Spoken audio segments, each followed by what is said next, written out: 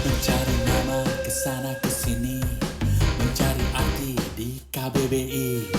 Pusing kepala berhari-hari untuk nama podcast ini. Seleksi nama dibolak-balik, macam feng shui biar aja. Kutik sana, kutik sini, tukar sana, tukar sini.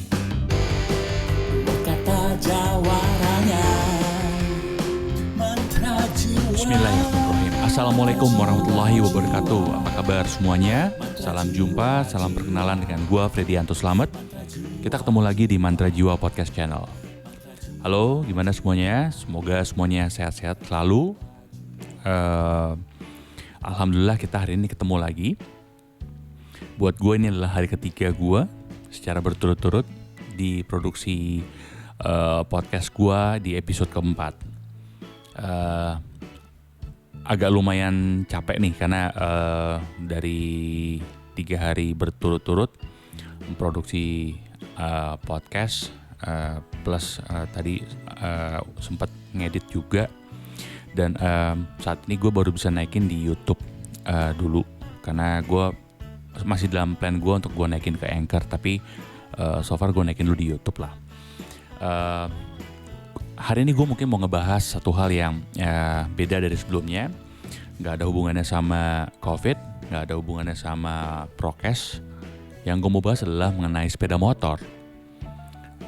Sepeda motor, kenapa gue pengen bahas? Karena terus terang aja ini, alat transportasi ini tuh buat gue adalah paling nyaman. Gue ngerasa sepeda motor tuh nyaman sejak zaman gue SMA. Karena memang gue alhamdulillah dikasih sama orang tua gue boleh bawa motor itu SMA kelas 2 kalau gue gak salah. Nah waktu itu tuh tahun berapa ya, 95 lah ya, 95 apa 95 gue punya sepeda motor Grand Astrea, Honda Grand Astrea lah. Gue masih ingat banget harganya 5.150.000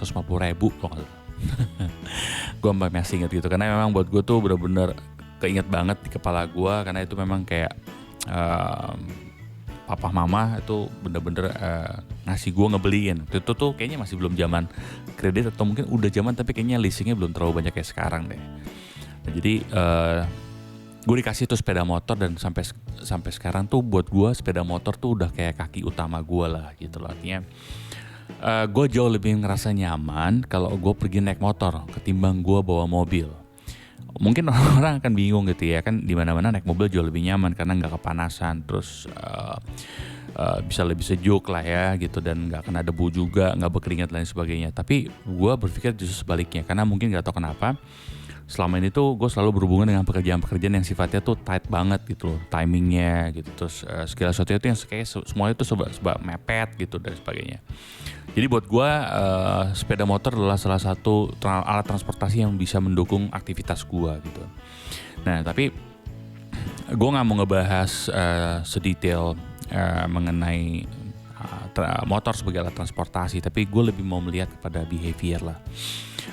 Dulu dari tahun 95 di zamannya gue naik sepeda motor lah. Sebenarnya kan motor tuh udah ada dari tahun-tahun sebelumnya lah. Itu kan udah penemuan dari kapan zaman dahulu kala lah. Tapi dalam hal ini mau gue bahas mengenai sepeda motor tuh gue lebih ngeliat kepada attitude dan bagaimana orang menggunakan sepeda motor tersebut gitu ya. Jadi ada beberapa hal yang gue agak miris dada gitu ya, ngurut dada lah ya. Gue memperhatikan orang tuh zaman sekarang tuh bisa beli sepeda motor, bahkan mereka bisa beli sepeda motor dengan harga yang mahal gitu ya. Bahkan kalau boleh dibilang sepeda motornya udah mahal, terus sama mereka modifikasi, terus dikasih tambah aksesoris atau mereka custom lebih spesifik sesuai dengan karakter mereka. Tapi gue kadang-kadang ngelihat orang naik sepeda motor itu harga motor sama kelakuannya beda jauh tuh. Beda jauh. Gue ngerasa banget. Ini buat gue sendiri ya, buat gue sebagai pengendara sepeda motor, gue ngerasa kadang-kadang gak cocok. Gak cocok pakai sepeda motor mahal, tapi kelakuannya masih begitu buat gue. Gue bukan yang ngenyek, tapi artinya gue sendiri sebagai pengguna sepeda motor, dan motor gue bukan motor mahal gitu. Gue ngerasa, aduh kayaknya kurang pas, kurang elegan gitu ya. Tapi nggak hanya itu juga sih. Ya, gimana ya? Gue bingung juga untuk ngomongnya mau seperti apa ya. Tapi intinya gini deh. Gue kadang-kadang ngeliat orang sepeda motornya mahal gitu ya. Sepeda motornya mahal, tapi gayanya tuh kurang mahal gitu ya. Lo naik motor sport gitu ya. Gayanya harus asik. Satu. Yang kedua, ini masalah keterkaitannya sama kebiasaan. Gue ngeliat banget, sering banget nih ya buat temen-temen pengendara sepeda motor. Kalau kita naik sepeda motor, gue nggak ngerti kenapa lo harus merokok di atas sepeda motor. Sampai hari ini gue masih ngeliat banyak, gitu ya, lo ngerokok di atas sepeda motor. Gue cuman bilang, gue nggak mau ngomongin masalah kesehatan, nggak ada urusannya sama gue. Karena buat gue itu udah urusan masing-masing lah. Karena gue pun juga pernah jadi perokok. Tapi concern gue adalah janganlah kalau lu naik motor terus lu sambil ngerokok. Karena lu harus bayangin ketika abu rokoknya mengenai pengendara sepeda motor yang ada di belakang, itu efeknya bisa bahaya. Kalau misalnya itu helm yang ada di belakang lu tidak menggunakan face shield gitu ya, tidak ada covernya gitu ya, maka abu rokok itu akan mengenai mata yang ada di belakang lo. Jadi lo bisa kebayangkan itu bisa membahayakan bro, gitu ya.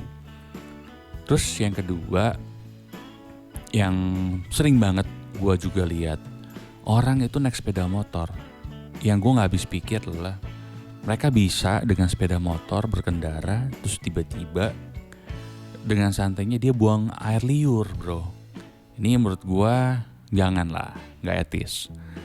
Mau naik sepeda motor, lo mau nggak naik sepeda motor, kalau emang lo mau membuang air liur, menurut gua sebaiknya lo cari posisi misalnya di toilet atau katakanlah wastafel dengan air posisi mengalir. Kenapa? Ya balik lagi, gue nggak mau bahas masalah COVID, tapi karena memang sekarang kondisi masih COVID ya, lo kan keluar dari liur lo itu kan yang keluar kan macam-macam ya, gitu ya. Gue nggak tahu apakah virus dan lain sebagainya, tapi itu bahaya loh, ya. Nah, yang ketiga, gue juga suka ngeliat tuh beberapa ibu-ibu atau adik-adik putri yang pada bawa kendaraan bermotor. Hati-hati kalau misalnya naik sepeda motor, kalau misalnya posisi boncengan atau kadang mengendarai sendiri, coba dilogikakan atribut atau pakaiannya. Jangan sampai pakaiannya menjadi bencana buat diri sendiri. Karena ada beberapa kejadian pengalaman orang-orang di sekitar gue juga. Kebetulan dia kawannya dari dia salah satu pedagang di dekat rumah gue. Jadi dia kecelakaan gara-gara dia naik motor terus keselimpet. Jadi karena roknya terlalu panjang, akhirnya roknya sendiri masuk ke jari-jari ban belakang. Akhirnya masuk rumah sakit dan kayaknya sempat koma deh gitu ya. Nah, yang kayak gini-gini kan jadi nggak asik nih gitu. Yang kayak gini-gini jadi nggak asik gitu ya. Menjadi resiko buat diri sendiri. Nah, coba deh tanpa mengurangi rasa hormat, kalau mau pakai rok panjang silakan nggak apa-apa. Tapi dihitung-hitung, artinya dihitung-hitung tuh bukan dihitung-hitung panjangnya, tapi disiasati bagaimana dengan rok panjang tersebut tapi tetap aman gitu ya.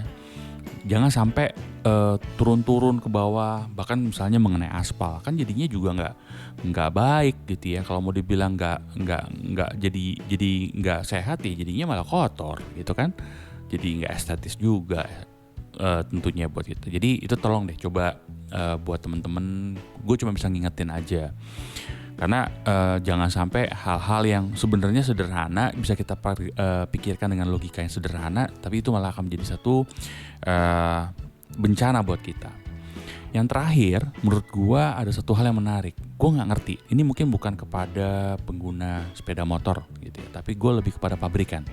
Sampai hari ini nih, gua nggak ngerti kenapa kok pabrikan sepeda motor nggak pernah ngeluarin teknologi kalau sen dipencet ke kiri, maka dia akan otomatis kalau misalnya udah posisinya lurus, dia akan balik ke posisi lurus, sennya mati. Kan logikanya sama kayak mobil. Beberapa teman-teman mungkin bisa perhatiin deh, kalau naik mobil kan kita nge-sen ke kiri ataupun nge-sen ke kanan, setelah kita sudah posisi lurus, mobil berjalan normal, kan sennya mati, gitu ya. Nah, yang gue nggak habis pikir kenapa itu teknologi nggak bisa diadaptasi ke sepeda motor ya. Mungkin kalau teman-teman ada yang tahu, bisa sharing, mungkin bisa disampaikan juga di kolom komen. Karena gue pengen tahu, karena gue terus terang gue nggak ngerti. Atau mungkin memang ada sepeda motor yang seperti itu, tapi sejauh ini ya gue nggak ngeliat tuh ada yang kayak begitu. Beberapa sepeda motor yang gue pakai, semua kalau sen ke kiri ya udah sen ke kiri. Kalau kita lupa pindahin ke tengah, udah tuh tetap sen ke kiri. Dan ini adalah pengalaman pribadi gue juga. Kadang-kadang nih ada satu kala misalnya kita naik sepeda motor lagi capek, bengong, atau misalnya lagi ngamun gitu ya. Posisinya ke kiri, kita sen ke kiri, atau posisi ke kanan, kita sen ke kanan. Abis itu kita lupa, kita tekan untuk balikin posisi normal. Yang ada tetap ke kiri terus-terusan. Akhirnya apa? Berdampak bahaya gitu loh. Nah, ini gue nggak ngerti. Apakah memang teknologi itu tidak bisa diadapt ke sepeda motor karena berhubungan dengan royalti? Tapi harusnya apapun itu pasti teknologi bisa lah dicarikan solusinya untuk bisa diadaptasi gitu ya. Itu beberapa hal yang menurut gua mengenai sepeda motor yang mungkin memang harus coba kita pikirkan buat sebagai pengendara. Yuk hati-hati, lebih bisa bijaksana dengan sikap kita ketika berada di atas kendaraan bermotor, untuk bisa saling menghargai, memanusiakan orang, untuk tidak membuang air liur atau batuk atau membuang abu rokok atau bahkan puntung rokok sekalipun malah gitu ya. Hati-hati. Yang terakhir juga mungkin kalau misalnya ada pabrikan sepeda motor yang bisa melakukan inovasi gimana caranya itu set ke kiri atau ke kanan kembali secara normal, aduh syukur alhamdulillah. Karena kenapa? Gue sendiri adalah salah satu pelakunya. Kalau udah set ke kiri lupa balikin ke posisi normal. Ujung-ujungnya bisa jadi tabrakan atau misalnya orang marah sama kita dan lain sebagainya. Mungkin di episode ini gue cuma mau bahas masalah sepeda motor dari angle itu kali ya. Dan gue berharap semoga hal-hal yang sesederhana ini bisa menjadi hal yang diterima dengan baik dan bisa merubah hidup kita jauh lebih baik lagi untuk lebih waspada dan berhati-hati tentunya. Oke, mungkin dari gue cukup sekian di episode keempat ini. Gue pamit mundur. Gue Fredianto Slamet mengucapkan terima kasih untuk terus bisa mendengarkan podcast gue. Oke, sekian dari gue. Wassalamualaikum warahmatullahi wabarakatuh. Mantra jiwa, mantra jiwa, jiwa, mantra jiwa, jiwa.